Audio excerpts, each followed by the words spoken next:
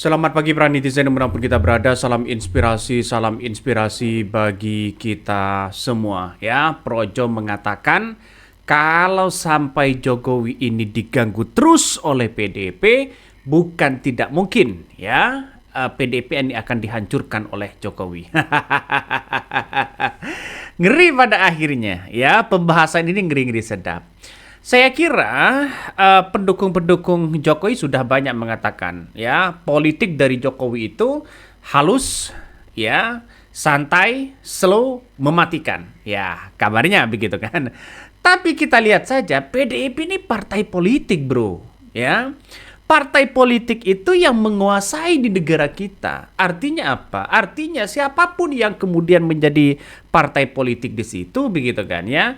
Ya sulitlah. Kenapa? Karena sesama partai pasti mendukung sesama partainya juga. Pada akhirnya, ya Jokowi ini kan lengser baru beberapa bulan. Coba 1 tahun, 2 tahun. Mereka akan habis kekuatan mereka. Ya, terus kemudian orang-orang mereka ya banyak sudah digantikan. Kita lihat saja kebijakan dari seorang Prabowo saja berbeda lah sudah dengan seorang Jokowi secara tidak langsung begitu. Jadi kalau toh pada hakikatnya Projo ya ada ancaman besar begitu kan ya, mengancam besar ya, bahwa Jokowi akan bisa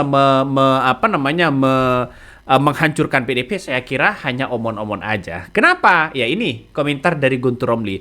Wih ngeri, jangan-jangan Projo sedang membocorkan kelakuan Jokowi ke PDIP Perjuangan.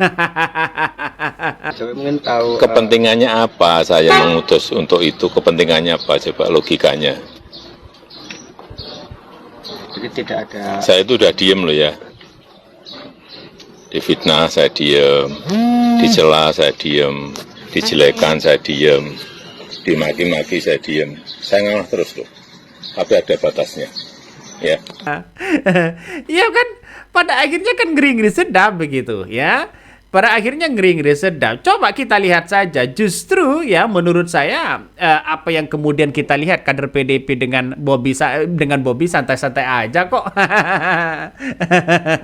Santai-santai aja mereka begitu. Tidak ada yang kemudian mereka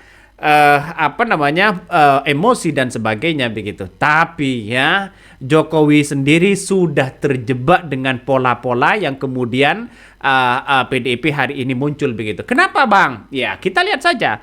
Ketika dikritik habis-habisan begitu kan, seorang Jokowi mengatakan ya bukan tidak mungkin ya dirinya akan terus melawan di situ begitu kan, dan itu wawancara langsung. Tapi pada akhirnya PDIP ini kan sangat kuat hari ini ya, walaupun sudah bersuara sana sini, PDIP sangat kuat sekali di situ ya. Seorang seorang Jokowi begitu kan ya mengatakan bahwa ya ketika diusik terus ya sana sini, bukan tidak mungkin ada perlawanan ya, melaporkan sana sini, membocorkan selama ya 2 periode bersama dengan seorang Jokowi. Tapi bagi kami pribadi yang namanya politik ya, Jokowi itu sudah tidak punya kekuatan apa-apa di situ. Iya kan, tidak punya kekuatan apa-apa. Kenapa? Ya, yang menguasai di situ adalah ya justru PDIP. Walaupun Hasto jadi tersangka begitu kan ya, terus kemudian ditahan ya, komentar dari seorang Jokowi nampaknya selalu ingin memojokkan bagaimana PDIP selama bersama dirinya. Ya inilah politik yang terjadi begitu. Mau bagaimana lagi coba ya. Bahkan tidak hanya itu, Ibu Megawati saja begitu kan ya, pasti akan melakukan perlawanan, langkah-langkah politik ke depan ya. Apakah nantinya tetap begitu kan ya, ruang gerak dari seorang Jokowi ini akan dimatikan atau bagaimana? Tapi yang jelas hari ini kader-kader PDIP juga ada perlawanan besar begitu kan. Ketika Hasto sudah ditetapkan jadi tersangka. Ini ngeri pada akhirnya. Makanya PDIP ini sekarang ini lagi solidnya luar biasa begitu kan ya. PDIP lagi solidnya luar biasa. Kenapa? Karena kita tahu bahwa ketika Hasto ditahan begitu kan, nampaknya bobroknya Jokowi mau diungkapkan, mau dibocorkan sana sini. Tapi mau gimana lagi begitu ya. Jadi menurut saya pribadi PDIP dengan Jokowi lebih kuat PDIP begitu kan. Lebih kuat. Maka secara hitung-hitungan politik begitu, Prabowo lebih dekat dengan PDIP dibandingkan dengan Jokowi secara kebijakan yang ada. Kenapa Bang ya mengatakan seperti itu? Coba kita lihat saja bahwa PDIP ya atas perintah dari Ibu Megawati ya para kader-kader dimanapun begitu kan ya untuk selalu tetap mendukung pemerintah Prabowo. Tapi no Gibran, no Jokowi. Itu kan sudah berbeda. Jadi artinya apa? Artinya kekuatan politik ini kan di tahun 2029, kalau Prabowo ingin langgeng tidak ada lawan dari mereka, ya harus menggandeng dari PDIP. Ya, jalan satu-satunya di situ begitu. Ini bukan tidak mungkin PDIP ini akan mematikan langkah Prabowo begitu kan. Jadi mau pilih mana Prabowo? Kalau kita pilih misalnya sodorkan Pak Prabowo, kamu milih yang mana? PDIP ya dengan Ibu Megawati atau Jokowi dengan Gibran? Ya, Prabowo secara hitung-hitungan ya menurut saya pribadi begitu kan pasti memilih PDIP. Kenapa? PDIP ini partai besar di parlemen kuat, simpatisannya kuat begitu kan. Artinya secara tidak langsung PDIP dengan Prabowo tidak ada masalah. Dibandingkan nanti di tahun 2029 bersama dengan Gibran, mau diusung oleh partai mana? Masa PSI? Ya PSI pasti kan tidak masuk parlemen. Masa mau ngusung Gibran? Walaupun secara hukum dan undang-undang boleh-boleh aja. Ngeri kan permainan itu begitu. Jadi saya anggap bahwa apa yang terjadi selama ini begitu kan ya kepada PDIP saya kira wajar lah begitu kan menjadi oposisi begitu kan. Tapi kalau suatu saat nanti begitu bukan tidak mungkin Jokowi ini akan tetap diusik begitu kan ya. Bagaimana bersama dengan PDIP dua periode begitu. Jadi saya kira pendukung-pendukung Jokowi ini kalau toh pada akhirnya mengatakan kalau Jokowi terus diganggu bukan tidak mungkin PDIP akan dihancurkan. Justru itulah yang kemudian ya ada nuansa-nuansa dari mereka sendiri seolah-olah membocorkan bagaimana kelakuan Jokowi itu. Ya sama dengan Hasto, apakah ini kelakuannya dari seorang Mulyono? Atau ini adalah kasus pesanan? Nah ini yang terjadi, justru ini akan muncul satu persatu. Nah makanya tidak heran ketika politik-politik sekarang ini semakin dikritik mereka semakin blunder kalau menurut saya.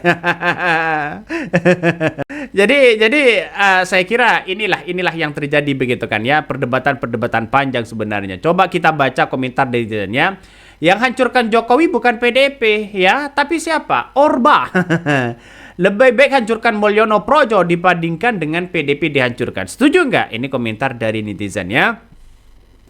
Rapat di hotel mewah ya, bahas revisi Undang-Undang TNI bagian penghancuran PDIP dari dalam dan kamu ya, Gun hanya mingkep. Ini komentar dari netizen ya. Berandai ada partai ya Indonesia ya, kadernya ternak Mulyono. Ini komentar-komentar dari netizen. Artinya apa? Artinya setelah tidak langsung walaupun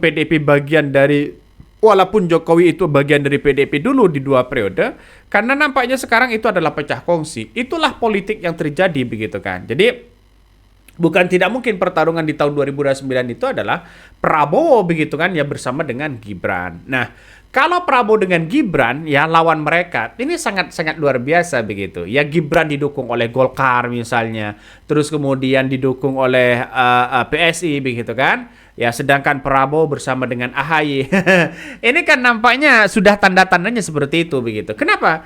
Coba kita lihat saja revisi Undang-Undang TNI sekarang begitu kan ya. Di posisi sipil hari ini ya bisa saja ditempatkan orang-orang TNI, orang-orang militer begitu kan. Secara tidak langsung ini akan kembali ke Orba begitu kan ya, di mana Soeharto untuk memimpin pada waktu itu. Jadi semuanya ditempatkan di pos-pos itu menunjukkan bahwa ada kekuatan ya secara militer.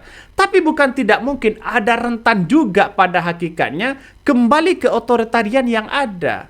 Artinya bersifat otoriter sehingga dui fungsi inilah yang kemudian menjadi ancaman bagi mereka. Jadi satu sisi kalau ingin kuat ya secara tidak langsung begitu kan militer itu harus dilibatkan. Secara tidak langsung bukan berarti saya setuju dengan apa yang kemudian militer atau ABRI menjadi 2 fungsi begitu. Kalau secara tidak langsung gitu. Kenapa? Karena ini bagian dari mana begitu kan para oligarki kalau tidak digertak seperti itu ya tidak bisa mereka. Karena kekuatannya justru berada di militer. ketika militer itu satu padu dengan presiden, maka semuanya satu padu. Nah, ini yang kita lihat. Berbeda dengan reformasi hari ini, ya ketika presiden misalnya begitu kan, ya ketika presiden memberitakan si A, belum tentu yang di bawah, yang sipilnya, ya dari instansi orang-orang yang kemudian ditempatkan di situ belum tentu mengikuti presidennya. Malah bertolak belakang. Mungkin ini yang mengaktifkan dui fungsi ya sebagai militer aktif begitu di menjadi dua fungsi begitu kan. Jadi saya kira kalau kita kembali ke yang dulu mau pilih yang mana? Reformasi atau kembali ke ya Orba? Sama dengan Jokowi dengan PDIP, mungkin sekarang ya saling cakar-cakaran begitu. Tapi suatu saat nanti bukan tidak mungkin mereka akan bersatu kembali. Ya inilah politik yang terjadi. Jadi jangan terlalu fanatik terhadap apa yang kemudian terjadi hari ini. Ya kenapa Bang? Ya, kita lihat saja realitasnya begitu. Boleh saja sekarang itu cakar-cakaran, ya, tapi pada hakikatnya suatu saat nanti bersama begitu. Seperti apa yang kemudian dilakukan oleh Masinton dengan Bobby begitu kan. Dia santai-santai aja kok begitu kan. Jadi inilah yang terjadi pada politisi begitu kan ya. Bisa saja tidak sepenuhnya kader PDIP ikut kepada ketua umum PDIP. Ini tidak sepenuhnya seperti itu begitu. Pada akhirnya fanatisme itu muncul.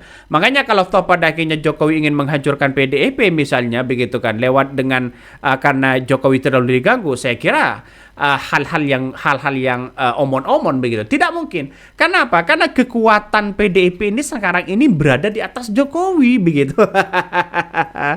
Jadi mungkin yang kepanasan itu adalah pendukung-pendukung mereka begitu kan. Ya di dunia media sosial ya hanya mereka begitu. Oke, mungkin itu yang kami sampaikan ya. Tonton terus channel Hodari Podcast Rakyat ini, jangan lupa di-subscribe.